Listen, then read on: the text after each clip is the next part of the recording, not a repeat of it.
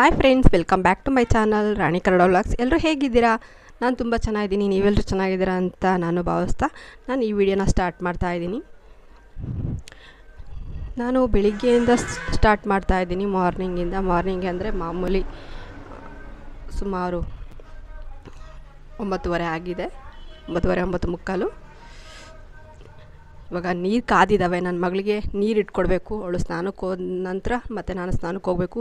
ಇಷ್ಟೊತ್ತು ನಾನು ಏನು ಮಾಡಿದೆ ಅಂದರೆ ಬಟ್ಟೆಗಳಿದ್ವು. ಇವತ್ತು ಬಂದು ಬುಧವಾರನೇ ಬಟ್ಟೆ ತೊಳೆದೆ. ಕಾರಣ ಏನು ಅಂತಂದರೆ ಬುಧವಾರನೇ ನಾನು ಬಟ್ಟೆ ತೊಳೆದಿರೋದಕ್ಕೆ ಕಾರಣ, ಗುರುವಾರ ಒಂದು ಪಕ್ಷ ಇವತ್ತೇನಾದರೂ ಸಾಯಂಕಾಲ ಮಳೆ ಬಂತು ಅಂತಂದರೆ ಬುಧವಾರ ಮಳೆ ಬಂತು ಅಂದರೆ ಕರೆಂಟ್ ಹೋಯ್ತು ಅಂತಂದರೆ ನಮಗೆ ಪ್ರಾಬ್ಲಮ್ ಆಗಿ ನಮಗೇನಾದರೂ ಗುರುವಾರ ಕರೆಂಟ್ ಕೊಡದೆ ಹೋದರೆ ಬಟ್ಟೆಗಳು ಕ್ಲೀನ್ ಆಗೋಲ್ಲ. ಬಟ್ಟೆಗಳು ಕ್ಲೀನ್ ಆಗದೆ ಹೋದರೆ ನೀರು ಸಿಗೋಲ್ಲ, ಸ್ನಾನಕ್ಕೂ ಕೂಡ ನೀರು ಸಿಗೋಲ್ಲ, ಬಟ್ಟೆಗಳು ಇರೋದಿಲ್ಲ. ನನಗೆ ಶುಕ್ರವಾರ ದೇವ್ರ ಪೂಜೆಗೆ ಹಾಕ್ಕೊಂಡು ಹೋಗೋದಕ್ಕೆ ಮತ್ತು ತಿರ್ಗಾ ಬೇಕಾಗುತ್ತೆ. ಬಟ್ಟೆ ಎಲ್ಲ ಕ್ಲೀನ್ ಆಗದೆ ನಾನು ಅದು ವ್ರತ ಕಂಟಿನ್ಯೂ ಮಾಡೋಕ್ಕಾಗಲ್ಲ. ಹಾಗಾಗಿ ಒಂದಿನ ಮುಂಚೆ ಕರೆಂಟ್ ಇದ್ದಂಕಲೇ ಬಿಸಿಲು ಎಲ್ಲ ಇತ್ತು, ಫಸ್ಟೇ ಬಟ್ಟೆ ಒಕ್ಕಂತ ಇದ್ದೀನಿ. ನಾನು ಯಾವಾಗಲೂ ಎವ್ರಿ ಟೈಮ್ ಪ್ರತಿ ಸಲನೂ ನಾನು ಗುರುವಾರನೇ ಬಟ್ಟೆ ಕ್ಲೀನ್ ಮಾಡ್ತಾಯಿದ್ದು, ಆದರೆ ಇವತ್ತು ಮುಂಚೆನೇ ಮಾಡ್ತಾಯಿದ್ದೀನಿ. ಯಾಕಂದರೆ ಮಳೆಗಾಲ ಆದ ಕಾರಣ ಡೈಲಿ ನಾವು ತಣ್ಣೀರು ಸ್ನಾನನೇ ಮಾಡ್ತಾ ಇದ್ದಿದ್ದು, ನಾನು ಅಥವಾ ನನ್ನ ಮಗಳು ಇಬ್ಬರು ಕೂಡ.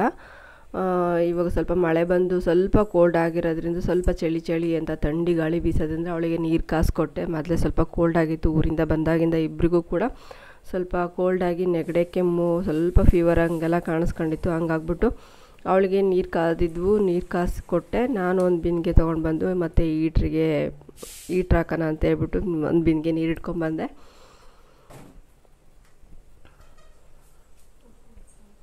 ನಾವು ತುಂಬ ಕಮ್ಮಿ, ರೇರು ನೀರು ಕಾಸೋದು. ಈ ಚಳಿ ಅಂತ ಜಾಸ್ತಿ ಇದ್ದಾಗ ಮಾತ್ರ ಏನಾದರೂ ಕಾಸ್ತೀವಿ, ಬಿಟ್ಟರೆ ನಾವು ತಣ್ಣೀರೇ ಸ್ನಾನ ಮಾಡ್ಕೊಂಬರ್ತೀವಿ. ಮೋಸ್ಟ್ಲಿ ಅದಕ್ಕೆ ಅನಿಸುತ್ತೆ ಯಾವಾಗಲೂ ನಾವು ತಣ್ಣೀರು ಸ್ನಾನ ಜಾಸ್ತಿ ಮಾಡೋದಕ್ಕೆ ನಮಗೆ ಜಾಸ್ತಿ ಆಗಾಗ ಸಲ ಊರಿಗೆ ಹೋಗಿ ಬರೋದು ಅಥವಾ ಏನಾದರೂ ಶೀತದ ಐಟಮ್ ತಿಂದುಬಿಟ್ರೆ ಎತ್ತಾಗ್ಬಿಡುತ್ತೆ. ಒಂದೇ ಸಲ ಶೀತ, ಕೆಮ್ಮು, ನೆಗಡೆ, ಜ್ವರ ಅನ್ನೋದು ಒಂದೇ ಸಲ ತೆಗ್ದುಬಿಡುತ್ತೆ ಅದ್ರ ವರ್ಷೆ. ಇಷ್ಟು ಬಟ್ಟೆಗಳು ತೊಳೆದಿದ್ದೀನಿ. ಬುಧವಾರನೇ ತೊಳೆದು ಕ್ಲೀನ್ ಮಾಡಿದ್ದೀನಿ. ಯಾಕಂದರೆ ಕರೆಂಟು ಇರಲ್ಲ, ಮಳೆ ಗಿಳೆ ಬಂತು ಅಂದರೆ ಅವಾಗ ಕರೆಂಟ್ ಇಲ್ಲಾಂದರೆ ನೀರು ಬರೋಲ್ಲ, ನೀರು ಬಂದಿಲ್ಲ ಅಂದರೆ ಬಟ್ಟೆ ಕ್ಲೀನ್ ಆಗೋಲ್ಲ. ಬಟ್ಟೆ ಕ್ಲೀನ್ ಆಗಲಿಲ್ಲ ಅಂದರೆ ನಾನು ವಾರ ಮಾಡೋದಕ್ಕೆ ಸಮಾಧಾನ ಆಗೋಲ್ಲ ಶುಕ್ರವಾರ. ಹಂಗಾಗ್ಬಿಟ್ಟು ನಾನು ಮುಂಚೆನೇ ಮಾಡ್ಕೊಂಡು, ಹೆಂಗಿದ್ರು ಬಿಸಿಲೆಲ್ಲ ಇತ್ತು, ನೀರೂ ಬರ್ತಾಯಿದ್ವು, ಕರೆಂಟು ಎಲ್ಲ ಇತ್ತು, ಏನೂ ಪ್ರಾಬ್ಲಮ್ ಇರಲ್ಲ. ಒಂದು ಪಕ್ಷ ಗುರುವಾರನೂ ಕೂಡ ಗುರುವಾರ ಕರೆಂಟ್ ಇತ್ತು, ಮಳೆ ಬಂದಿಲ್ಲ ಅಂತ ಏನೂ ಪ್ರಾಬ್ಲಮ್ ಆಗಿಲ್ಲ ಅಂದರೆ ಅವತ್ತು ಕೂಡ ಏನು ಸಣ್ಣ ಪುಟ್ಟ ಇರ್ತಾವಲ್ವ, ಅವನ್ನೇ ಕ್ಲೀನ್ ಮಾಡಿದಾಯಿತು ಅಂತ ನಾನು ಫಸ್ಟ್ ಟೈಮ್ನೆಲ್ಲ ಏನಿದ್ವು ಅವು ಅರ್ಧವು ಬಟ್ಟೆ ಎಲ್ಲ ಕ್ಲೀನ್ ಮಾಡ್ಕೊಂಬಿಟ್ಟೆ. ಇದು 21 ದಿನ ಪೂಜೆ ಮುಗಿಯೋವರೆಗೂ ನಾನು ಒಂದು ಸ್ವಲ್ಪ ಈ ಥರ ಸ್ಟ್ರಗಲ್ ಪಡಲೇಬೇಕಾಗುತ್ತೆ. ಅದು ಬೇರೆ ಮಳೆಗಾಲ ಅಲ್ವಾ, ಮಳೆಗಾಲದಲ್ಲಿ ಬಟ್ಟೆ ಒಣಗೋದಿಲ್ಲ. ಇನ್ನೊಂದು ಈ ಬಿಸಿಲೇನ ಇಲ್ಲ ಅಂತ ಅಂದ್ಬಿಟ್ರೆ ಮೋಡ ಮುಚ್ಕೊಂಡಿದ್ದು ಅದೊಂದು ಪ್ರಾಬ್ಲಮ್ಮು. 3 ದಿನ ಮುಂಚೆನೇ ಬಟ್ಟೆ ತೊಳ್ಕೊಂಡಿರಬೇಕು ನಾವು. ಹಂಗಾಗಿ ನಾನು ಈ ಪ್ರಿಪ್ರೇಷನ್ ಮಾಡ್ಕೊಂಡೆ, ಪೂಜೆಗೆ ತೊಂದರೆ ಆಗಬಾರ್ದು ಅಂಥೇಳಿ.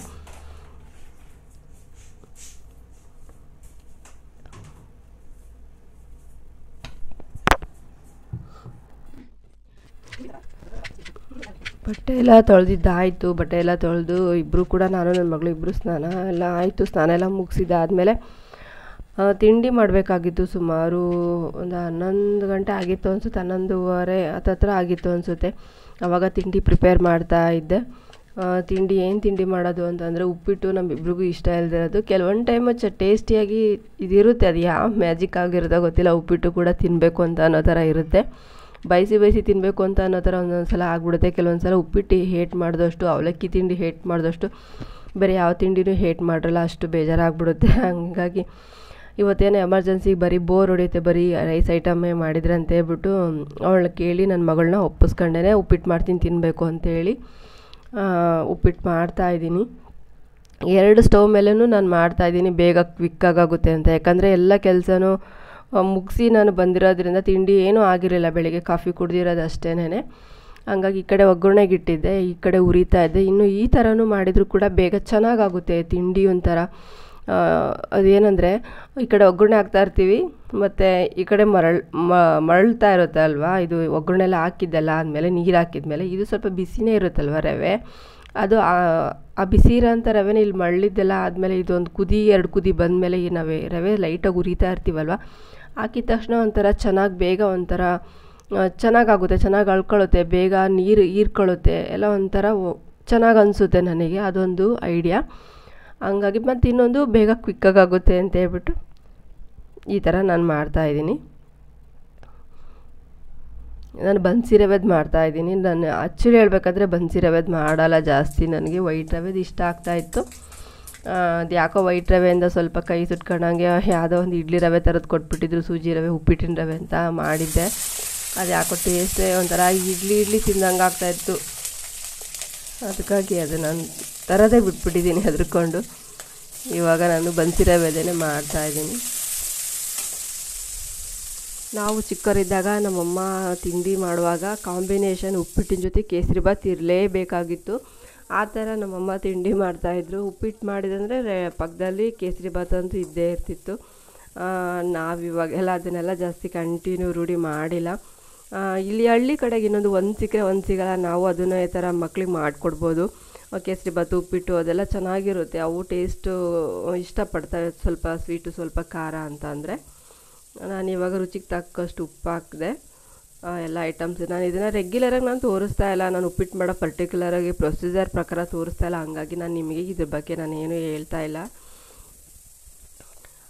ಇಲ್ಲಿ ಇನ್ನೊಂದು ಹಳ್ಳಿ ಕಡೆಗೆ ಏನೂ ಸಿಗೋದಿಲ್ಲ ಒಂದೇ ಸಮಯ, ಅಥವಾ ತುಪ್ಪನೋ ಅಥವಾ ಡಾಲ್ಡನೋ ಅಥವಾ ಹಾಲು ಎಲ್ಲ ರೆಗ್ಯುಲರ್ ಸಿಗೋದಿಲ್ಲ. ಏನೆಂದರೂ ಅದು ಅಷ್ಟು ಕಂಫರ್ಟ್ ಇದು ಅನಿಸಲ್ಲ. ಹಂಗಾಗ್ಬಿಟ್ಟು ಪ್ರತಿಯೊಂದಕ್ಕೂ ಅಷ್ಟು ದೂರ ಓಡೋಗ್ಬೇಕಿಲ್ಲ, ಟೌನ್ಗೆ ಓಡೋಗ್ಬೇಕು. ಹಂಗಾಗ್ಬಿಟ್ಟು ಇದ್ದಿದ್ರಲ್ಲೇ ಏನಿರುತ್ತೆ ಅದನ್ನ ಮಾಡೋದು, ಆ ಥರ ಒಂದು ರೂಢಿ ಮಾಡ್ಕೊಂಬಿಟ್ಟಿದ್ದೀವಿ. ಹಂಗಾಗಿ ನಾನು ಆ ಥರದ್ದು ಕೇಸರಿಬಾತು ಅಥವಾ ಉಪ್ಪಿಟ್ಟು ಒಂದು ಕಾಂಬಿನೇಷನ್ ಒಂದು ಇದರಲ್ಲಿ ನಾನು ಏನೂ ಮಗಳಿಗೆ ಮಾಡ್ಕೊಳ್ಳೋಂಥದ್ದು ಇದಿಟ್ಟಿಲ್ಲ. ಅವಳು ಸುಮ್ಮನೆ ಆಗ್ತಾಳೆ ಹಳ್ಳಿ ಕಡೆ ಅಂತೇಳಿ. ಏನಾದರೂ ನಾನು ತವ್ರ ಮನೆಗೆ ಹೋದಾಗ ಮಾತ್ರ ನನ್ನ ಮಗಳಿಗೆ ಏನು ಬೇಕೋ ಅವಳಿಗೆ ಇಷ್ಟಪಟ್ಟಿದ್ದಂಥ ತಿಂಡಿ ಅದೇನು ಕೇಳ್ತಾಳೋ ಅದೆಲ್ಲನೂ ಕೊಡ್ಸೋದಕ್ಕೆ ಟ್ರೈ ಮಾಡ್ತಾಯಿರ್ತೀನಿ ಅಷ್ಟೇ. ಹಳ್ಳಿ ಅಂದ್ರೇ ಇಷ್ಟು, ಇಲ್ಲಿ ಏನೂ ಸಿಗೋದಿಲ್ಲ. ಒಂದು ಬಸ್ ಸಿಕ್ಕರೆ ಹೆಚ್ಚಾಗಿರುತ್ತೆ. ಏನಾದರೂ ಸಿಟಿಗೆ ಹೋಗಬೇಕು ಅಂತಂದರೆ ಒಂದು ಬಸ್ಸು ಸಿಕ್ತು ಅಂತಂದರೆ ಪುಣ್ಯ.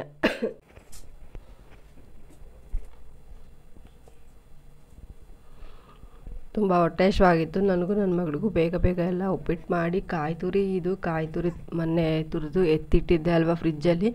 ನೀವೇ ನೋಡಿ, ಸುಮಾರು ಇಲ್ಲಿಗೆ ಒಂದು ವಾರದ ಮೇಲಾಯಿತು ನಾನು ಕಾಯಿ ತುರಿದಿರೋದು. ಇನ್ನೂ ಕೂಡ ಎಷ್ಟು ಫ್ರೆಶ್ ಆಗಿದೆ, ಫ್ರಿಜ್ಜಲ್ಲಿ ಹಾಗೇ ಇರುತ್ತೆ. ಅದಕ್ಕೆ ನಾನು ಒಂದೊಂದು ಸರ್ತಿಗೆ ನಾನು 1-2 ಕಾಯಿ ತುರಿದ್ಬಿಟ್ಟು ಎತ್ತಿಟ್ಬಿಡ್ತೀನಿ. ಫ್ರಿಜ್ ತಂದಿದ್ದೆ ನಾನು ಇಂಟೆನ್ಷನ್ ಇಟ್ಕೊಂಡು. ಅದೇ ನನ್ನ ಮನೇಲಿ ಹಾಲು ತಂದು 1/2 ಲೀಟ್ರು ಕಾಸಿ ಇಟ್ಬಿಟ್ರೆ ಬೆಳಕರೋ ಅಷ್ಟೊತ್ತಿಗೆ ಫ್ರಿಜ್ ಇಲ್ದಾಗ ಏನು ಕತೆ ಆಗೋದು ಗೊತ್ತಾ ಫ್ರೆಂಡ್ಸ್? ಈ ಗೊದ್ದೆಗಳು ತುಂಬ ಗೊದ್ದೆಗಳು ಸೇರ್ಕೊಂಡ್ಬಿಡವು. ಅನ್ನ ಮಾಡಿಟ್ರೆ ಅನ್ನೋದು ತುಂಬಾ ಇರುವೆಗಳಾಗ್ಬಿಡವು. ತರಕಾರಿ ತಂದರೆ ಒಂದೇ ದಿನಕ್ಕೇ ನೀವು 1-2 ಟಮಟೆ ಹಣ್ಣು ತರೋಕ್ಕಾಗಲ್ಲ ಅಲ್ವಾ, ಇಬ್ಬರು ಇದ್ದೀವಿ ಅಂತ ಹೇಳ್ಬಿಟ್ಟು. ಏನೆಂದ್ರೆ ಒಂದು ಅರ್ಧ ಕೆಜಿ 1 ಕೆಜಿ ತರಲೇಬೇಕು. ಹಸಿರುಕಾಯಿ, ಇವತ್ತು ಪಲಾವ್ ಐಟಮ್ಸ್ ಏನು ತೊಗೊಂಡು ಬಂದ್ರೂ ಕೂಡ 1 ದಿನ 2 ದಿನ ಅಷ್ಟೇ ಬಾಡೋಗ್ಬಿಡ್ತಿತ್ತು. ಅದೆಲ್ಲ ನೋಡಿ ನನಗಂತೂ ಭಾಳ ನೋವಾಗೋದು ಒಂಥರ. ಇದೇನಪ್ಪ ಹಿಂಗೆ ಅಷ್ಟು ಖರ್ಚಿಟ್ಟೆಲ್ಲ ಒಂದೊಂದು ಸಲ ತರಕಾರಿ ಅಂದರೆ ಮಿನಿಮಮ್ ಒಂದು 100-150 ರೂಪಾಯಿ ತಂದಿರ್ತೀವಲ್ವ, ಅದನ್ನು ಒಂದೇ ದಿನಕ್ಕೆ ಬಾಡೋಗ್ಬಿಡೋದು. ಮತ್ತು ತಿರ್ಗಿ ಹಾಲು ತಂದರೆ ಮಾತ್ರ ಗೊದ್ದುಗಳ್ದು ಕಾಟ ಇತ್ತು ಭಾಳ. ಹಂಗಾಗ್ಬಿಟ್ಟು ನಾನು ಅನ್ನ ಕೂಡ ಮಾಡಿದ್ರು ಕೂಡ ಮುತ್ರ್ಕೊಂಬಿಡವು. ಎಷ್ಟು ಚೆನ್ನಾಗಿರೋದು ಅನ್ನ, ಇರುವೆ ಮುತ್ರಿರೋದಕ್ಕೆ ನನ್ನ ಮಗಳು ಊಟ ಮಾಡ್ತಾ ಇರಲಿಲ್ಲ. ಅನ್ನ ಎಲ್ಲ ವೇಸ್ಟ್ ಆಗಿಬಿಡೋದು. ಹಂಗಾಗ್ಬಿಟ್ಟು ಫ್ರಿಜ್ ತೊಗೊಂಡು ಬಂದೆ. ಆ ಫ್ರಿಜ್ಜಿಂದ ನಾನು ಕಾಯಿ ಈ ಥರ ಸೇವ್ ಮಾಡ್ತಾಯಿದ್ದೀನಿ. ತುರಿದು ಎತ್ತಿಟ್ಬಿಡ್ತೀನಿ ಐಸ್ ಕ್ಯೂಬಲ್ಲಿ. ಹಂಗಾಗಿ ಅದು ನನಗೆ ಎವ್ರಿ ಟೈಮ್ ನನಗೆ ಬಸ್ಸಾರು ಮಾಡುವಾಗ, ಈ ಥರ ತಿಂಡಿ ಮಾಡುವಾಗ ನನಗೆ ಕ್ವಿಕ್ಕಾಗಿ ಸಿಕ್ಬಿಡುತ್ತೆ. ಇಲ್ಲಾಂದರೆ ಪ್ರತಿ ಸಲ ಕಾಯಿ ಒಡಾಕು ತುರಿ ಆ ಥರದ್ದೊಂದು ಅಂದರೆ ತುಂಬ ಹಿಂಸೆ ಅನಿಸುತ್ತೆ. ಹಂಗಾಗ್ಬಿಟ್ಟು ಫ್ರಿಜ್ಜಿಂದ ಇದೊಂದು ಅನುಕೂಲ ಆಯಿತು ನನಗೆ. ಫ್ರಿಜ್ ತರಬೇಕಾದ್ರೆ ನಾನು ಶೋಕಿಗಂತ ತರಲೇ ಇಲ್ಲ. ಏನಕ್ಕೆ ಅಂತಂದರೆ ಹೇಳಿದ್ನಲ್ವ, ಆ ಹಾಲಂತ ಕಾಸಿಟ್ಟರೆ ಮಾತ್ರ ಗೊದ್ದುಗಳು ಹೆಂಗೆ ಮುತ್ರ್ಕೊಳವೋ ಏನು ಕತ್ತಿಯೋ ಗೊತ್ತಿಲ್ಲ, ಅಷ್ಟು ಕಾಟ ಕೊಡವು ಗೊದ್ದಾಗಿರ್ವೆಗಳು. ಈಗ ತಿಂಡಿ ರೆಡಿ ಆಗಿದೆ. ಸ್ವಲ್ಪ ನೀರು ಜಾಸ್ತಿ ಅನ್ನಿಸ್ತು, ಬಟ್ ಎಣ್ಣೆ ಕ್ವಾಂಟಿಟಿ ಕರೆಕ್ಟಾಗಿ ಇತ್ತು. ನೀರು ಕ್ವಾಂಟಿಟಿ ಸ್ವಲ್ಪ ಕಮ್ಮಿ ಇರಬೇಕಾಗಿತ್ತು ಅನ್ನಿಸ್ತು ನನಗೆ ತಿನ್ನುವಾಗ, ಬಟ್ ಆದರೆ ಟೇಸ್ಟಿಯಾಗಿತ್ತು. ಇನ್ನೊಂದು, ನಾನು ಜಾಸ್ತಿ ಉದುರುಗಿ ಮಾಡಿದರೆ ಏನಾಗುತ್ತೆ ಅಂದರೆ, ಮಾತಾಡ್ತಾ ಇರ್ತೀವಲ್ವ, ಏನಾದರೂ ತಿನ್ಬೇಕಾದ್ರೆ ಏನಾದರೂ ವೀಡಿಯೋ ಹಾಕಿರ್ತಾಳೆ ನನ್ನ ಮಗಳು ಮೊಬೈಲಲ್ಲಿ, ಜೋಕೋ ಏನಾದರೂ, ಅದು ನೋಡುವಾಗ ಕೆರ್ಬಿಟ್ರೆ ಕಷ್ಟ. ಉಪ್ಪಿಟ್ಟು ಒಂದು ಸ್ವಲ್ಪ ಅಗಲಿರುತ್ತೆ, ಇದು ಯಾವುದು ಬನ್ಸಿರವೆ. ಹಂಗಾಗ್ಬಿಟ್ಟು ನಾನು ಸ್ವಲ್ಪ ನೀರು ಕ್ವಾಂಟಿಟಿ ಜಾಸ್ತಿನೇ ಇಡಬೇಕು ಅನ್ನೋದು ಮೈಂಡಲ್ಲಿ ಇಟ್ಕೊಂಡೆ ಉಪ್ಪಿಟ್ಟು ಮಾಡಿದೆ. ಹಂಗಾಗಿ ಸ್ವಲ್ಪ ನೀರು ಜಾಸ್ತಿ ಆಗಿದೆ. ಮಾತಾಡೋದು ಜಾಸ್ತಿ, ಜೋಕ್ ನೋಡ್ತಾ ಇರ್ತಾಳೆ, ನೋಡಿ ಮಾತಾಡೋದು, ಅದು ಹೇಳೋದು ನಗೋದು ಜಾಸ್ತಿ ಇರುತ್ತೆ.